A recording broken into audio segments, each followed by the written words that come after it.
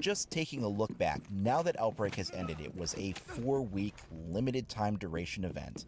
It just concluded a couple of days ago, and it's time to kind of take a look at some of the things that it did both right and wrong. So let's start by taking a look at a few of the negative notes that Outbreak hit, at least in my opinion.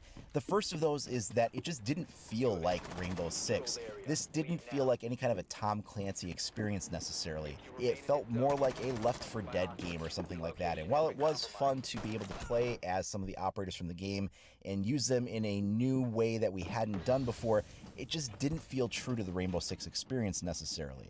Furthermore, it presented everything in kind of a jumbled story. The levels were presented in a random mishmash, and you never knew like what you were doing or why you were doing it. The video cutscenes that were supposed to tie everything together were completely optional, that you would have to choose to play them in your own time frame. It wasn't part of the experience. There was no progression. It really should have been done in such a way that when you would start playing it, you'd begin with the first level, then you would get your cutscene, then you'd do the next level, then you get your next cutscene, and it would have a story that everything would be linked together.